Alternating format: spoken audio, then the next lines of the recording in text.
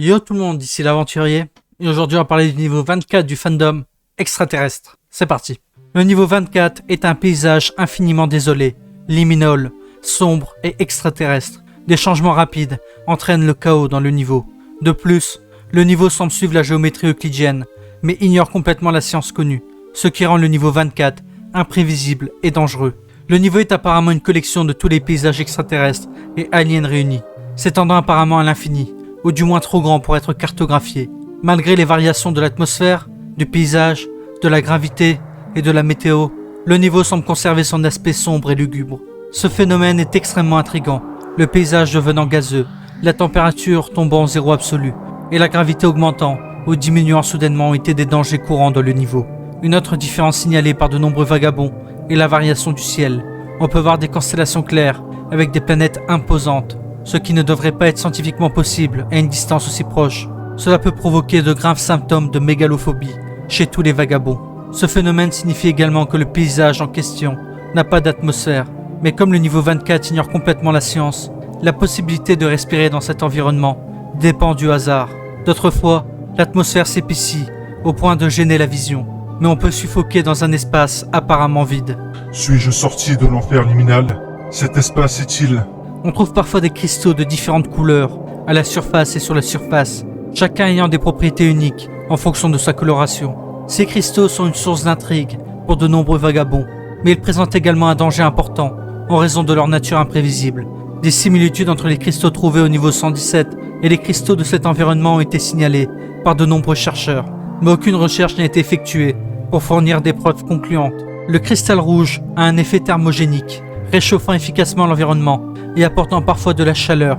La quantité de chaleur produite par le cristal varie d'une personne à l'autre. Cependant, le cristal peut provoquer des brûlures si l'on s'en approche trop. Le cristal bleu a un effet cryogénique, refroidissant son environnement.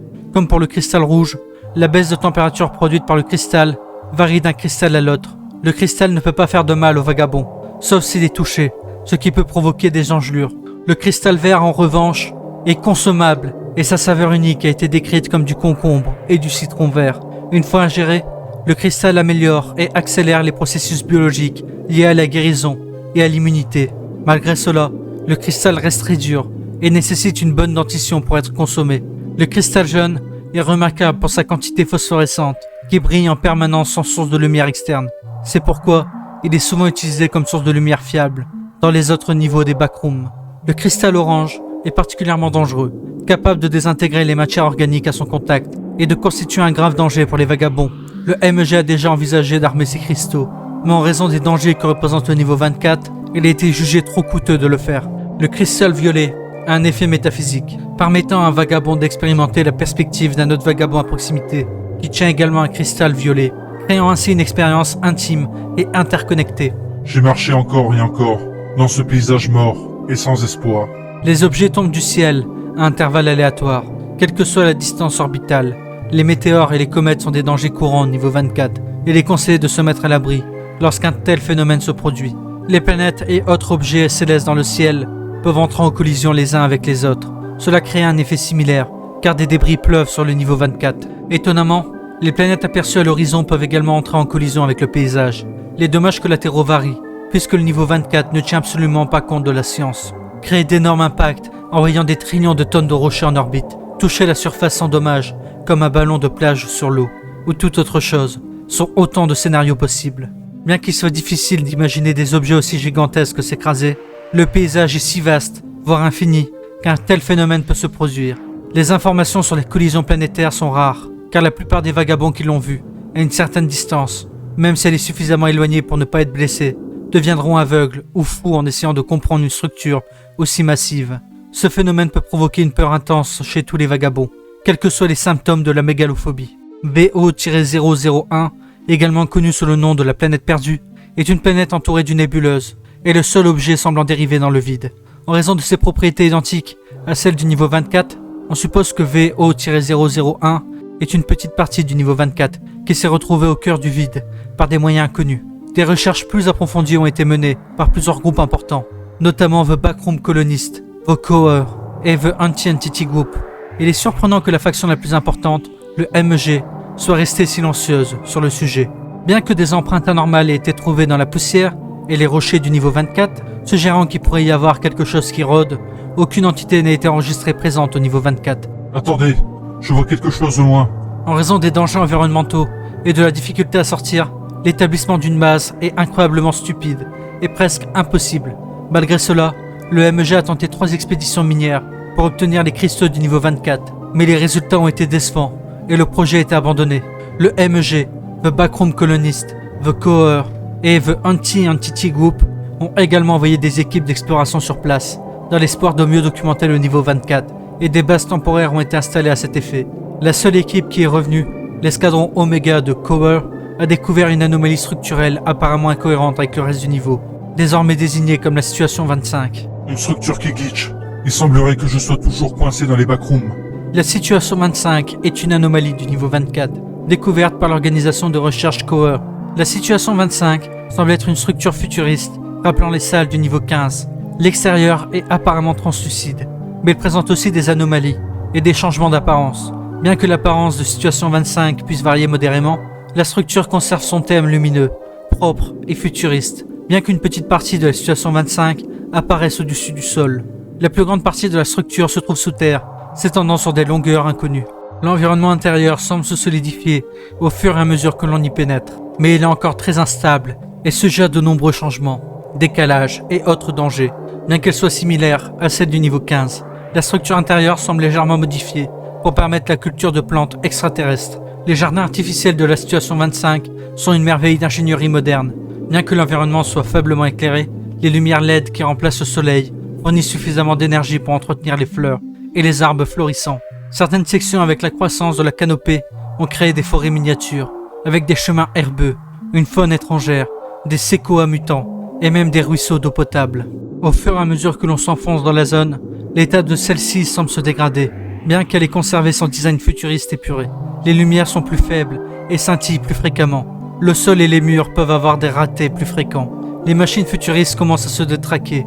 La végétation se dégrade, comme si elle avait été maltraitée ou abandonnée depuis longtemps. La base de données suggère aux visiteurs de ne pas s'approcher de la zone, car le Coer n'a cartographié qu'une petite partie des sections les plus élevées.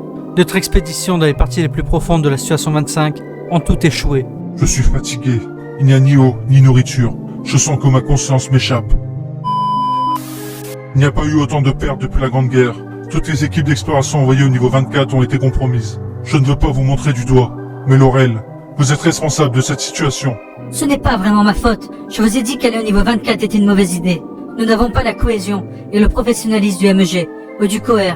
Toutes ces vies perdues pour que le Coer découvre la seule documentation importante. Je ne pense pas que leur sacrifice ait été vain. Nous avons reçu des signaux qui pourraient impliquer des informations. Les signaux SOS sont également envoyés lorsqu'ils sont attaqués par une présence hostile.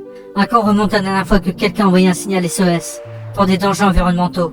D'après les données, 70% des signaux SOS sont envoyés en cas de présence hostile, 20% seulement en cas de danger pour l'environnement, 9% pour des raisons diverses et 1% par accident. D'autant plus que des empreintes anormales ont été trouvées à la surface. Sans oublier que nous avons reçu un message vocal via la messagerie quantique de grade 2. Quoi qu'il en soit, le message contient une information cruciale. Le chef de l'exploration a signalé avoir repéré quelque chose d'anormal au loin. Ce message provient du même appareil que celui qui a envoyé le signal SOS. Si je devais deviner, le groupe a été attaqué par une entité. D'habitude, on n'a même pas la possibilité d'envoyer un signal si les dangers environnementaux prennent le dessus. Difficile à dire. J'ai l'impression qu'il nous manque quelques pièces du puzzle.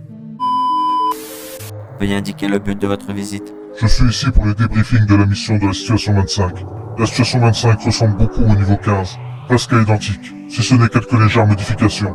Ces modifications étant Principalement des plantes et des technologies de serre. Ce n'est pas exactement le niveau 15, mais c'est trop similaire pour être un sous-niveau. Au fur et à mesure que mon équipe s'enfonçait, l'environnement devenait plus sombre, et l'état de la base s'aggravait. Les plantes étaient pourries, comme si elles avaient été abandonnées depuis longtemps. Il y a même des machines en panne. Certaines portes automatiques ont été détruites. Dire que l'endroit est inquiétant est un euphémisme.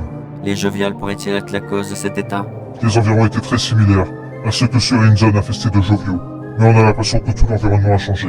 Pas seulement la structure qui a été détruite, plus on s'enfonce, plus on se sent paranoïaque, comme si on était surveillé. Pourtant les signaux thermiques n'ont rien détecté dans les parages. Je ne comprends pas. On découvre quelque chose dans le Void. Dans le Void, VO-001 a manifestement des liens avec le niveau 24. Et puis il y a la situation 25. Quelque chose se prépare.